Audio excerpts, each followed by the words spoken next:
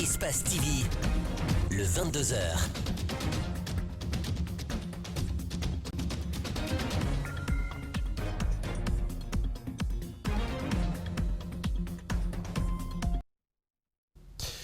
Bonsoir à toutes, bonsoir à tous. Bienvenue dans ce journal dont voici les titres.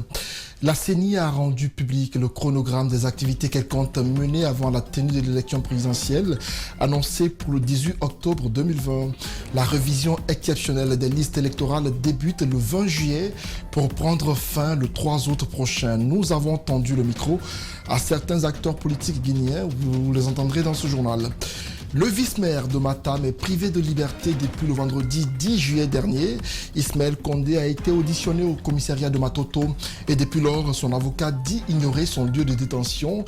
Il est accusé d'escroquerie et d'abus de confiance. L'insécurité refait surface à Conakry. 2 jeunes ont été tués par des inconnus le week-end dernier à Concasseur et à Bambeto dans la commune de Ratoma. Le premier pharmacien a été tué le vendredi et le second boutiquier a été, lui, assassiné le samedi dans son lieu de commerce. C'est tout pour ces titres. Bienvenue dans ce journal.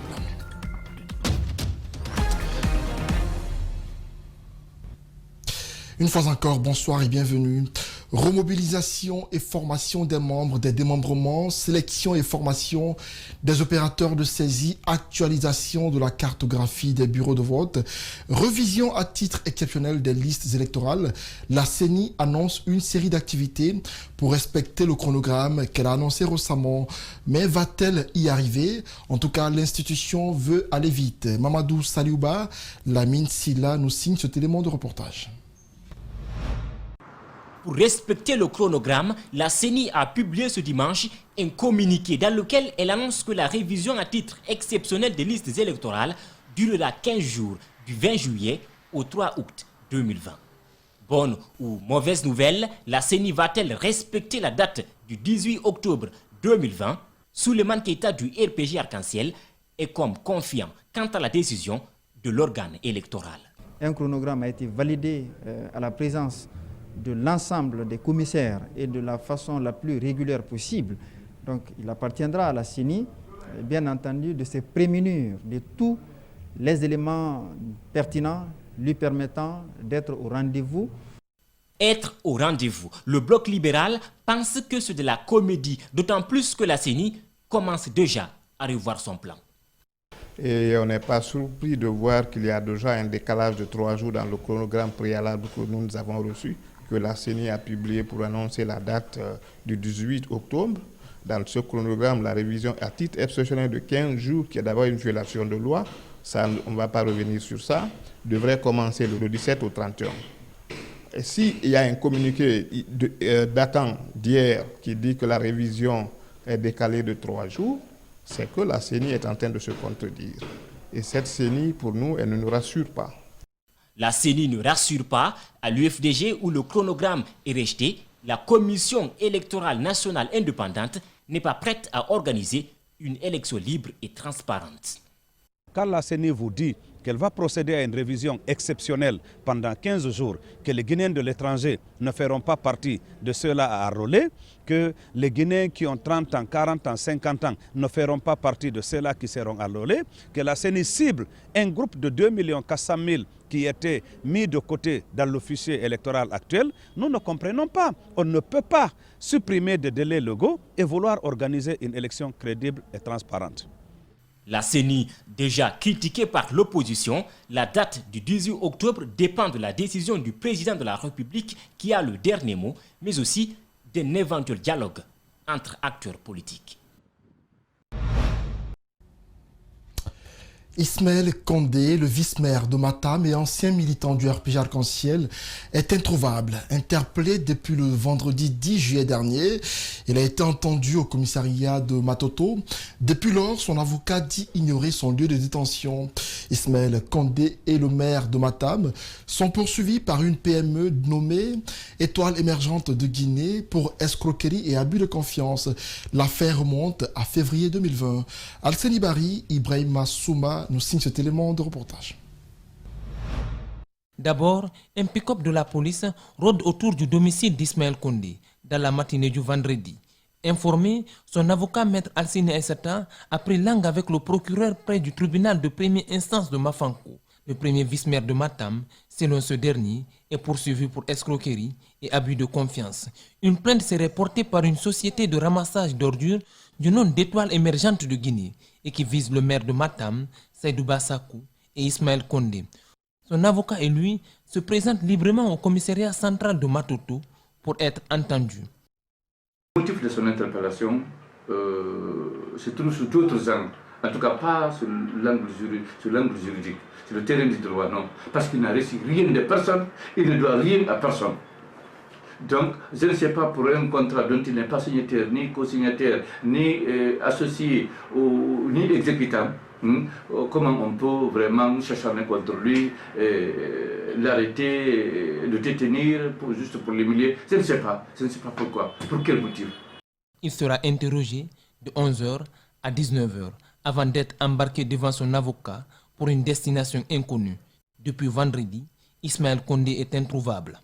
Et ce dimanche, en personne, je suis allé rencontrer l'officier enquêteur pour lui demander où se trouve mon client. Il n'a pas daigné me répondre. Jusqu'au moment où moi je vous parle, je ne sais pas où M. Ismaël Condé est détenu. Aussi étrange que cela puisse paraître, la plainte date de février 2020 et concerne la mairie de Matam. Pourtant, ce n'est que le vice-maire qui est interpellé. Une autre zone d'ombre, la plainte intervient moins d'un mois après l'adhésion d'Ismaël Condé à l'UFDG. Au commissariat central de Matoto, on nous a laissé entendre que l'officier enquêteur nous a laissé entendre qu'il allait rencontrer d'autres personnes, il allait rencontrer d'autres personnes encore. En l'occurrence, monsieur le maire. Et d'autres personnes. Désormais, les yeux sont tournés vers le TPI de Mafankou pour connaître la suite de la procédure. Aux dernières nouvelles, Ismaël Condé serait détenu à la CMIS de la Camaïenne. Nous y reviendrons demain. Autre information en plus bref, le garde des Sceaux hausse le ton contre le nombre très élevé de prévenus non jugés dans les prisons. Dans une note circulaire en date du 10 juillet 2020, publiée ce 13 juillet, le nouveau ministre de la Justice a dénoncé le nombre élevé de prévenus non jugés détenus dans des maisons carcérales du pays, dont la maison centrale de Conakry. Pour Maître Mori Doumbouya, cette situation, qui est inadmissible, constitue à ses yeux, entre autres, de graves violations des droits de l'homme. Maître Mori Doumbouya rappelle ainsi aux magistrats la nécessité impérieuse de respecter scrupuleusement les dispositions des articles 238 et suivants du Code de procédure pénale et 714 du Code pénal. Il cite entre autres le laxisme coupable de certains juges d'instruction qui violent délibérément des délais de détention provisoire prévus par le Code de procédure pénale tant en matière correctionnelle que dans la procédure criminelle. Parlant justement du ministre de la Justice, il faut préciser qu'une dame accuse l'un de ses gardes rapprochés de l'avoir battu dans les locaux du dit ministère. L'acte s'est produit ce lundi à Conakry lorsqu'elle est allée rencontrer le ministre Mori Doumbouya qui, selon elle, s'était impliqué dans un conflit domanial dans lequel elle dit avoir été escroquée. Pour plus de précision, Minatou Sidibé nous signe cet élément. Maïmouna Souma se serait fait bastonner par 4 militaires, tous de la garde rapprochée du ministre de la Justice. Selon elle, tout serait parti du fait de prendre un rendez-vous chez le ministre lorsque ses gardes l'ont brutalisé et violenté. À mon arrivée, je me suis présentée à eux. Je dis, je suis venue rencontrer le ministre. Ils disent que non, je ne peux pas rencontrer le ministre parce que je n'ai pas de rendez-vous. Je dis oui, je n'en conviens pas. Mais pour avoir le rendez-vous, il me faut venir d'abord. Ils ont commencé à me bastonner, à me brutaliser. Ils m'ont pris de 4e étage jusqu'en bas. Selon Maïmouna Souma, le ministre de la Justice s'est impliqué dans une affaire de terrain entre elle et le frère de Mori Doumbouya. Ce dernier fut arrêté, puis relâché sous instruction du ministre. J'ai eu un problème de terrain avec le nommé Ibrahim Kourouma, ministre Ibrahim Kourouma, qui a voulu s'accaparer de mes parcelles. On avait été déféré au niveau de la police judiciaire, c'est Fabou. Il a reconnu les faits, monsieur. Effectivement, le ministre de la Justice, il a intervenu dans le dossier. Ils ont libéré le gars qui a fait le faux document, qui a donné mon terrain au ministre pour lui satisfaire. Joint par téléphone, le responsable de la communication du ministère de la Justice refute ces accusations et donne une autre version des faits. Elle n'a ni rendez-vous, ce n'est ni un cas d'urgence. Voici là où est parti le problème. Là, elle s'est déchaînée pour dire qu'elle, il faut qu'elle soit reçue par le garde des Sceaux avec des cris. On a ordonné à ceux qu'elle descende de l'ascenseur. Je m'inscris en faux. La dame n'a jamais été trimballée du 4e au 1er. On l'a mis dans l'ascenseur. Elle est descendue du 4e au 1er. Là, ils ont commencé à faire des tiraillements entre eux. Donc, vous pouvez constater ces tiraillements qui ont fait réchauffer la peau, qui a un peu rougi. Cette bastonnade n'est pas une première sur Dame Maïmouna Souma. La précédente l'avait aussi laissée dans un état de désarroi. Elle compte saisir les organisations des droits de l'homme pour que justice soit rendue. Et puis, on vient de l'apprendre, la grève annoncée à la Société Électricité de Guinée, EDG, ce mardi 14 juillet n'aura pas lieu.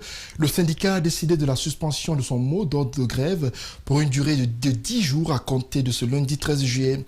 Comme vous le voyez sur ces images, une rencontre vient de se terminer au siège d'EDG entre la direction générale et le collège syndical mis en place. Il a été décidé de la mise en place d'un comité pour analyser les revendications du syndicat qui dénonce, entre autres, les recrutements des directeurs qu'il qualifie de fantaisistes ou l'application de l'accord entre Veolia et le collège syndical en août 2019.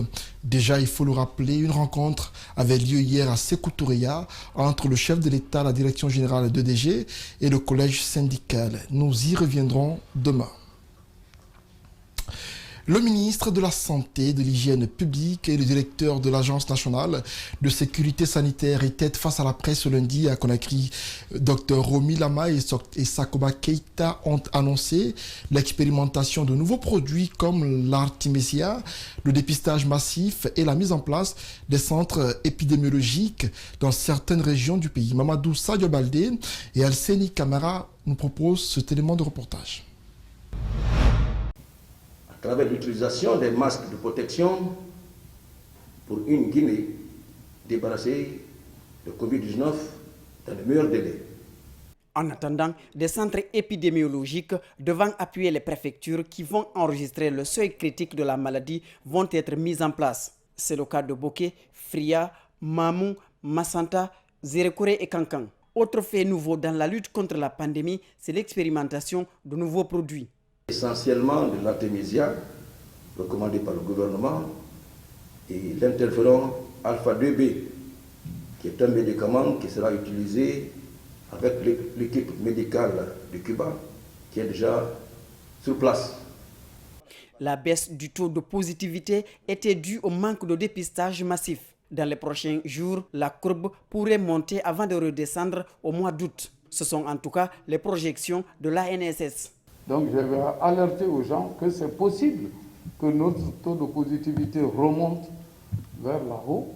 C'est ce qu'on constate maintenant jusqu'en fin juillet. Après fin juillet, on aurait déjà extirpé ceux qui sont vraiment porteurs du virus, qui vont être isolés.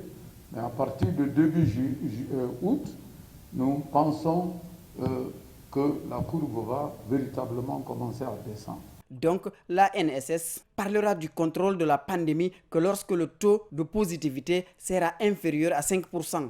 Et puis, il y a cette alerte et le franc-parler du ministre de la Santé. De redoubler d'ardeur dans le respect des mesures barrières. C'est en cela que nous pouvons sortir victorieux par rapport à cette pandémie. Et comme le disaient certaines personnes, ce que je dis n'engage que moi, et qu'on apprenne à vivre avec cette pandémie. Compte rendu signé Mamadou Sadio Baldé. Malgré les mesures imposées par les autorités, la maladie du coronavirus gagne du terrain en Guinée. Le nombre de cas positifs varie régulièrement, tantôt à la baisse, tantôt à la hausse. Plusieurs citoyens sont aujourd'hui inquiets de cette montée en flèche de la pandémie. Reportage, Diana Bangoura. Faut-il s'inquiéter? Il y a bel et bien des raisons. Les autorités sanitaires du pays sont toujours aux prises à la pandémie de coronavirus. Les chiffres sur les cas de Covid ne font que s'accroître. Les statistiques de ces 4 derniers jours font froid au dos. Dans la journée du jeudi le 9 juillet, La Guinée a enregistré 140 nouveaux cas confirmés sur 1351 testés. Le 10 juillet, sur 749 testés, 88 personnes ont été déclarées positives au virus. Le 11 juillet, sur 864 testés du jour, 75 cas confirmés. Le 12 juillet, le pays a enregistré 97 nouveaux cas sur 574 testés. Il est clair que les chiffres ne font qu'augmenter. Qu'est-ce qui explique cette flambée de la Covid-19 ? Sur le terrain, la psychose a diminué. Le port de masque, même rendu obligatoire par les autorités du pays, a considérablement baissé. Les mesures édictées donc sont de moins en moins respectées. L'état d'urgence n'est pas encore levé. Le couvre-feu reste maintenu de 23h à 5h du matin. En attendant l'adresse à la nation du président de la République le 15 juillet prochain, les Guinéens sont appelés à respecter scrupuleusement les gestes barrières. Boubacar Sow, jeune pharmacien, et Alassane Diallo, boutiquier, ont tous les deux été tués ce week-end à Conakry alors qu'ils se trouvaient dans leur lieu de service. Le premier a été tué vendredi au quartier Concasseur dans sa pharmacie et le second dans sa boutique le samedi soir. Pour le cas de Alassane Diallo, un suspect aurait été arrêté et les enquêtes suivraient leur cours normal. Reportage Mamoudou Boulere Diallo et Ali Ouba. Alassane Diallo était marié à Issa Touba depuis une année. Il meurt sans avoir un enfant. Les auteurs du crime l'ont trouvé ici, dans sa petite boutique, à Bambeto. Et ils l'ont poignardé avant de repartir avec une importante somme d'argent. Cette jeune veuve se sent impuissante et évoque un grand vide.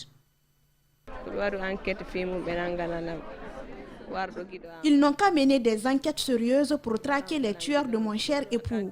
Ils pouvaient prendre son argent et le laisser vivre. Qu'ils arrêtent les bourreaux de mon mari. Voici son collaborateur direct, Amadou Bari. Il témoigne que le défunt n'avait pas d'antécédents à sa connaissance. Il pleure un frère et demande à la justice d'agir. Et maintenant, ce n'est même pas un collaborateur que j'ai perdu. C'est un frère. Un frère, plus qu'un frère, il n'y en a pas. Et c'est une autre vie qui recommence maintenant. Parce que perdre l'homme qui est toujours près de toi, qui te console, qui te parle de tout, qui échange tout avec toi. Donc là, je suis sans mots. Je réclame justice. Déjà, un suspect est arrêté. Le jeune serait un habitué des faits. Pire, c'est un proche de la victime puisqu'il est le fils du maître coranique. Il a reconnu être la dernière personne à être avec lui et il est en train de dénoncer les gens qui ont fait parce qu'il nie d'abord les faits. Mais moi je dis, je donne ma tête à couper que c'est lui d'abord, c'est lui le coupable et c'est ça. Il connaît l'acte. Sur le lieu de crime, ce cordon sanitaire est installé. Les boutiques voisines également fermées. Tristesse et consternation se lisent sur les visages. Alassane Diallo, 33 ans, a été enterré au cimetière de Bambeto. Il laisse une veuve et des parents inconsolables. Et l'Ordre national des pharmaciens de Guinée n'est pas content. Il hausse le ton face au meurtre du jeune pharmacien Amdalaï Concasseur. Trop c'est trop, clame la présidente Awa Diakité, qui s'est dit terriblement affligée par la mort de Boubacar Sow. Elle promet de tout faire pour que l'acte soit puni et que les pharmaciens se sentent en sécurité dans le travail. Suivez Dr Awa Diakité au micro de Mamadou Boulere Diallo. C'est avec un sentiment de tristesse et une profonde consternation que nous avons appris le décès dans des conditions tragiques de ce jeune pharmacien. Aujourd'hui, l'ordre des pharmaciens, l'ensemble de la corporation se sent profondément affligé et en quelque sorte même abandonnée, livrée à elle-même. Parce que depuis le début de l'année, nous avons enregistré plus de 10 attaques à main armée dans nos pharmacies. Attaques et cambriolages confondus. Et c'est la première fois que nous sommes confrontés à mort d'homme. Donc nous sommes très affligés et nous demandons donc l'assistance des services de sécurité afin que les pharmaciens se sentent protégés dans leur rôle d'agent de santé publique. Parce que c'est un service public que nous rendons. Nous rendons service à la population. Le pharmacien se met à la disposition des malades durant toute la journée et durant une partie de la nuit.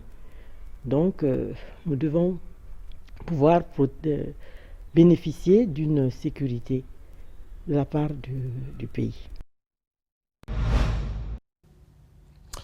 Déjà, des démarches sont entreprises. Une journée sans pharmacie est une piste envisageable pour attirer l'attention des autorités pour une meilleure protection des pharmaciens. On suit à nouveau Dr Awa Diakité au micro de Mamoudou Boulere Diallo. Déjà, nous sommes en contact avec notre ministère de tutelle. Notre ministre, je me suis déjà entretenu avec le ministre qui s'est rendu sur les lieux du décès et qui allait présenter ses condoléances à la famille et a témoigné toute sa compassion. Et là, depuis ce matin, nous sommes en contact et je sais qu'il est à pied d'œuvre afin de prendre les dispositions qui s'imposent. Il faudrait que le pharmacien guinéen soit replacé dans son contexte réel. Que le secteur de la pharmacie, j'ai jamais cessé de le dire, c'est un secteur sinistré. Autant sur le plan maintenant professionnel que sur le plan sécuritaire. Déjà, le pharmacien guinéen est dépositaire de sa profession, mais si au-delà de cela, c'est nos vies que nous jouons, je crois qu'il faudrait que l'on se penche sérieusement sur le cas de notre profession. Volet transport à présent. Et cette question, le ministre Abakar Silla a-t-il menti lors de sa récente conférence de presse? On se souvient tous qu'il a annoncé l'utilisation de 13 milliards de francs guinéens dans le transport public durant la première phase de la riposte contre le coronavirus. Ce montant, les employés du train Conakry Express disent ne pas avoir vu les couleurs. Ils réclament le paiement de plusieurs mois de salaire. Ces travailleurs ont cessé le travail en attendant le paiement de leur arriéré de salaire. Justin Leno, Ibrahima Sori 5 Souma les ont rencontrés. Les employés du train Conakry Express sont mobilisés à nouveau pour dénoncer leurs conditions de travail. Ils disent tirer le diable par la queue et exigent le paiement de leurs 3 mois d'arriéré de salaire promis par les autorités depuis un moment. On est complètement coincé, on ne sait quoi faire. C'est le directeur général qui déguerre ce dossier et qui nous ont promis, eux tous, avec le ministre, par rapport à l'information que nous avons reçue, que les 3 mois sont acceptés, seront payés, mais à la fin de chaque mois, sera accompagné par 1 mois d'arriéré. Donc dans ça, nous nous sommes abstenus, tout en attendant que tout sera bien fait. Pourtant, un montant de 13 milliards de francs guinéens serait déjà débloqué récemment pour payer ces travailleurs et ceux de la société Al-Bayrak spécialisée dans le transport urbain. Rien encore ne leur a été payé. Ce qui a été dit par le ministre, monsieur le ministre, qu'ils ont débloqué les 13 milliards juste pour le transport. Conakry Express et Al-Bayrak. Donc nous croyons que tout va bien maintenant, parce qu'il y a eu un débloquement, il y a eu un fonds qui est là. Le directeur général de la Société nationale des chemins de fer est accusé de refus de paiement de cet argent aux travailleurs. Hors caméra, ce responsable a rejeté ces accusations et a tenté de clarifier les choses. La dernière revendication des travailleurs a envoyé plusieurs d'entre eux au chômage. Cette fois-ci encore, ils persistent et restent droits dans leurs bottes, même si les motifs de leurs revendications ne sont pas reconnus par leur département. Les images des derniers instants de la vie de l'ancien Premier ministre ivoirien passent en boucle dans les locaux de l'ambassade de Côte d'Ivoire en Guinée. Des personnalités du pays, des leaders de formation politique et des diplomates viennent témoigner dans un registre ouvert. Tous ont un même message de compassion au peuple ivoirien. Je vous propose des témoignages de certains d'entre eux au micro de Mamadou Sa Diobaldé et d'Alcédi Camara dans ce télémon. Les partis de l'ADR et le RPR sont des formations politiques d'obédience libérale et qui ont signé un partenariat avec le RHDP de Côte d'Ivoire. Ils sont venus exprimer leur compassion au peuple frère ivoirien. Alpha Omar Tarandiallo est certain que ses partenaires ont des cadres de qualité qui, une fois le deuil observé, pourront trouver un remplaçant pour mener le combat politique. Diabati Doré, lui, est proche de plusieurs personnalités politiques de la Côte d'Ivoire. Il se souvient d'un tête-à-tête qu'il a eu avec le défunt Premier ministre. On s'est rencontrés à Ouangolo. J'ai serré la main du Premier ministre et on a échangé un peu. Nous avons rappelé la personnalité qu'était le Premier ministre, ce qu'il représentait au sein du gouvernement, mais aussi ce qu'il représentait pour le RHDP. Nous avons aussi indiqué que nous sommes solidaires de cette douleur-là. Les ambassadeurs du Maroc, de la Guinée équatoriale étaient là également. Tous ont rempli une page pour témoigner la valeur et le cadre compétent que la Côte d'Ivoire a perdu. Il n'y a pas que les diplomates qui se relaient dans les locaux de l'ambassade. Des particuliers et des privés viennent aussi présenter les condoléances. Je suis l'ambassadeur de la République de la Guinée équatoriale.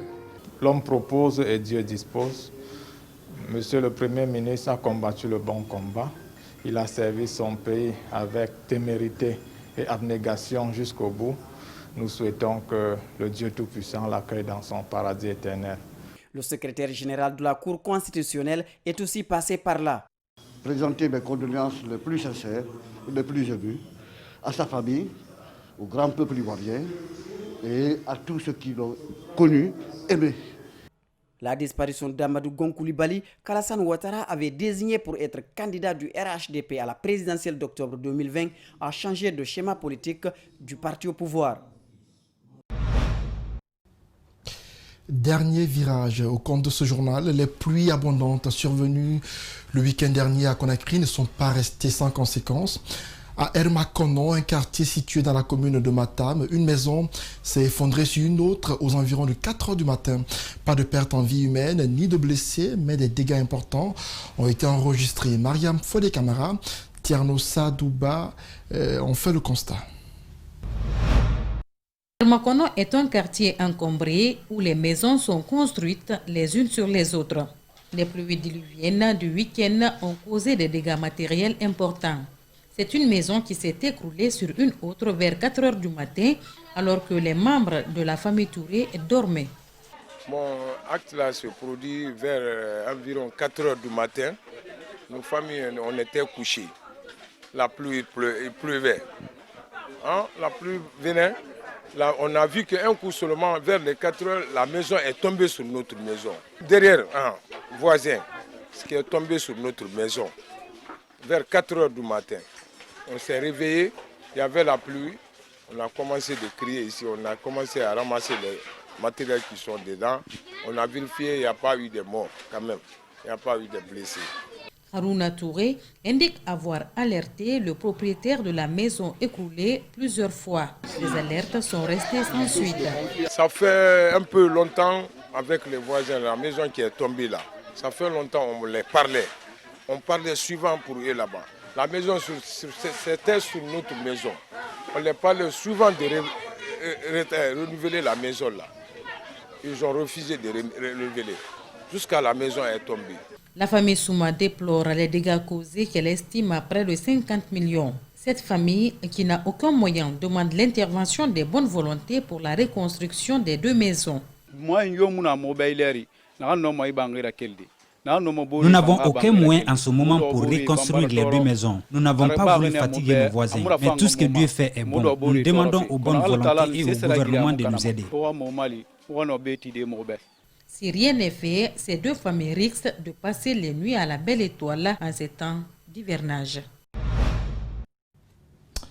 Fini ce journal réalisé par Bernard Kondono et par l'ensemble de la rédaction politique et celle technique d'Espace TV. Merci à vous qui l'avez suivi. Bonne nuit en compagnie de nos programmes. Ce sont les meilleurs. Au revoir.